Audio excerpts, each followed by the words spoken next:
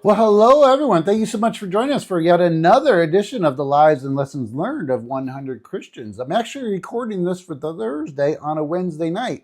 We just finished Prayer House, and there's a lot of people out there talking and having a good time. So I thought I'd dodge in here real quick. And I don't know if you're going to be able to hear them through the recording or not. Either way, Malcolm Muggeridge is our person of the day. He was a British journalist, satirist, broadcaster, and Christian apologist whose razor wit, sharp, and unflinching critiques made him a cultural lightning rod.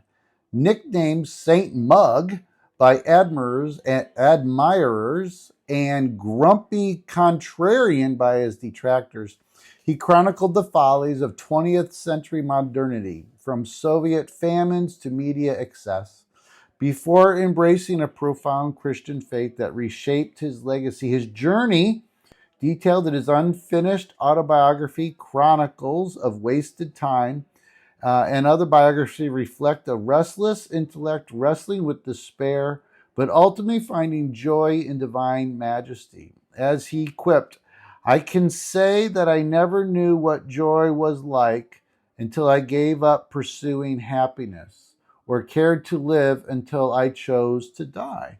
So it looks like he became a faith, he came to faith while a public figure. That's kind of cool. Born Thomas Malcolm Muggeridge, March 24th, 1903 in London, to a socialist family, he was steeped in progressive ideals from birth. His father, who embodied the era's reformist zeal, influencing young Malcolm's early worldview. He's educated at Cambridge, where he studied economics. He rejected his parents' socialism for cynicism. "I felt myself to be Christian," in quotes, even then, he later reflected, though agnosticism soon dominated. In 1927, age 24, he married somebody named Kitty Dobbs, an Irish nurse whose enduring patience anchored his turbulent life. Their union produced 3 sons and a daughter amid frequent separations marked by Malcolm's infidelities and a near suicide attempt in the 1930s. Lecturing English in Cairo, he honed his satirical edge, returning to London as a freelance journalist for the Manchester Guardian. So his career in crisis in the 1930s catapulted him to notoriety as a foreign correspondent. Assigned to Moscow, he witnessed the Ukrainian Holodomor famine firsthand, defying Soviet censors to report on the starvation of millions in a book or article, Winter in Moscow. "The famine is an organized one," he wrote, routing the proletariat's enemies among the peasantry. His dispatches, smuggled out, earned him expulsion, but cemented his anti-totalitarian stance. In India, as assistant editor of the Statesman in Calcutta, he lived pretty basically, leaving family behind and grappling with colonial guilt. World War II saw him in British intelligence, rising to colonel in the MI6, where he orchestrated covert ops in La Quando Marx. Post-war, he edited the Daily Telegraph's Washington bureau, then helmed Punch magazine, infusing its staid pages with irreverent satire that doubled circulation but led to his ousting for irreverence. Television beckoned him in the 1950s as a BBC interviewer on Panorama. He skewered celebrities from the Beatles to Nikita Khrushchev, earning a reputation as the thinking man's heckler. Quite a career.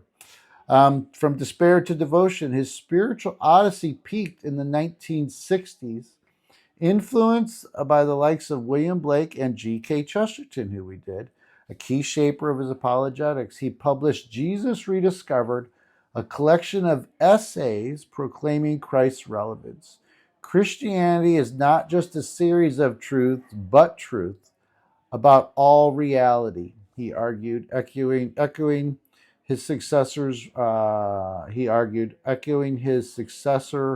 role to C.S. Lewis. Ordained a lay leader in the Church of England,